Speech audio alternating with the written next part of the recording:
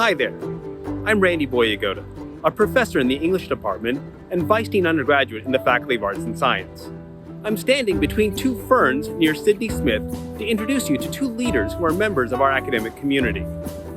Dean Melanie Woodin and Ikran Jama, president of ASSU, are going to have a conversation now about what's going on campus these days and what we can expect in the time ahead.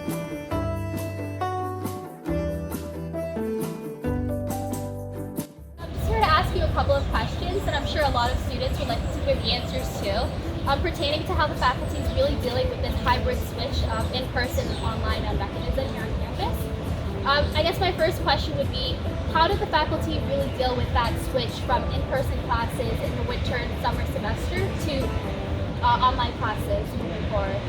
Great question, Ikran. Thank you for asking, and I really appreciate the opportunity to talk to ASSU about this. So I just want to make sure that all students know that this has been, of course, a difficult set of decisions we've had to make, and throughout the entire decision-making process, at the forefront of our considerations is what's best for students and what students want.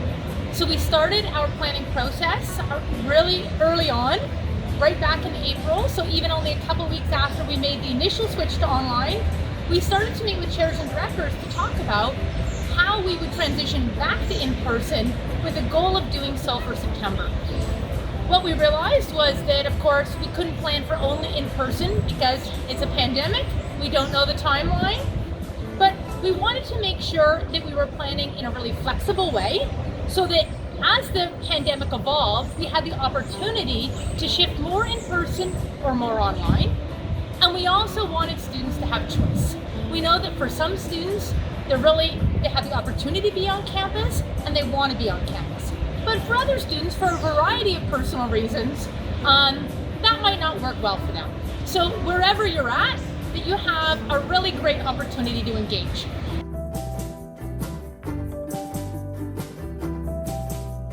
So we developed this model with our chairs and directors, which we internally called dual delivery, which was, for the majority of courses, could we offer them both in person and online?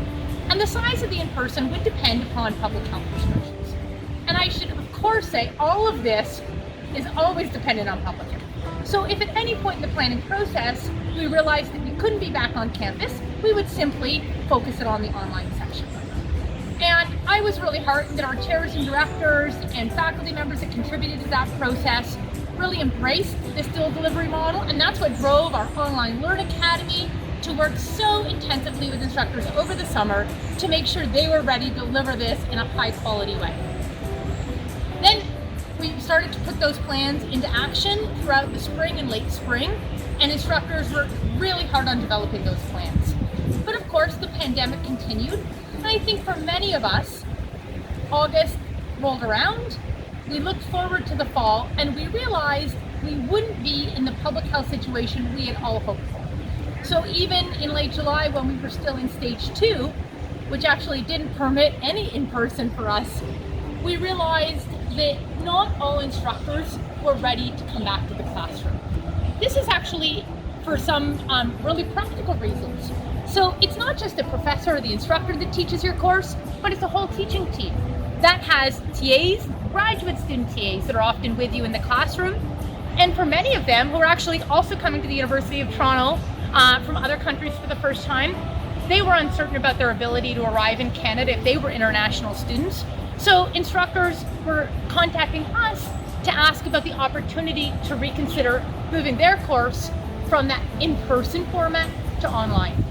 So realizing that we had a large number of these requests for a whole host of reasons, we decided to take a pause in our planning. We went back to departments, chairs, directors, and instructors and said, each instructor is teaching a course. It's going to take a few days to reaffirm their decision. And in doing so, they need to consult with their teaching team, and they need to think about the pedagogical delivery of the course, what's working best for delivering the material, their own personal circumstances. So you'll know at this time, plans for public schools were not developed, and so many faculty members, instructors have children that they didn't have plans for, and their teaching team, being those TAs. And to come back and let us know how they wanted to deliver that course in the fall. And the result of that process was that a large number of courses transitioned their in-person to online. We know that was disappointing for many students, and so I just really want to convey to students that that disappointment was shared by your professors, your TAs, and the entire faculty. We want to be here with you in person. We know how excited you were for some of those opportunities, and so it's unfortunate that that number has reduced. But in the end, in my view, the same way we're giving students the choice about how they learn, we also need to make sure our instructors and our teaching teams have the choice and feel comfortable in the decision that they've made. So that's how we got to this point.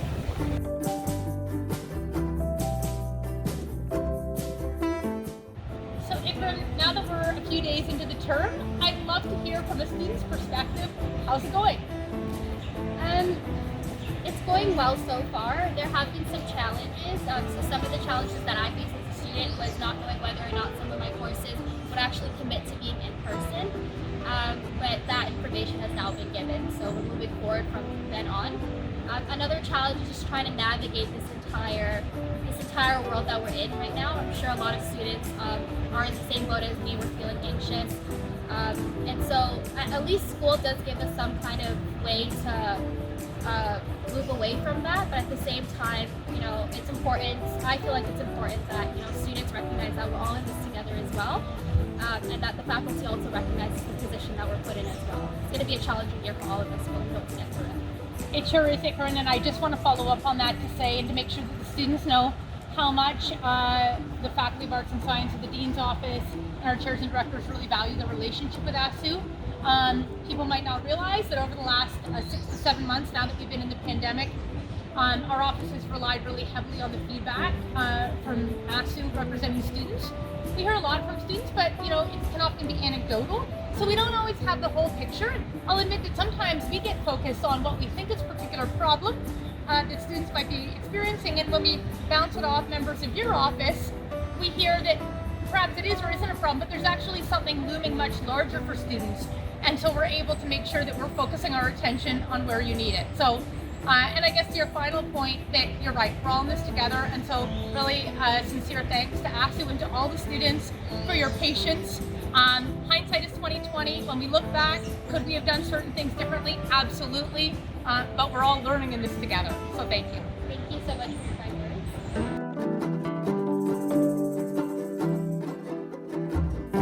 So one of the reasons that we've held in person in the timetable up to this point is that, again, our objective is to provide students choice for either in-person or online, public health guidelines permitting.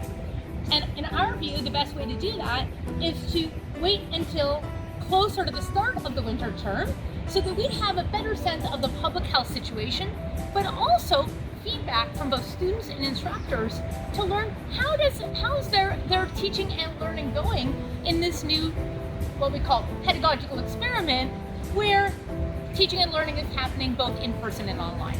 And actually, early indications are that this is a pretty phenomenal teaching tool. But we do know also that case counts are on the rise, and there's uncertainty about the situation for the winter. So our current plan is that we're going back to chairs and directors.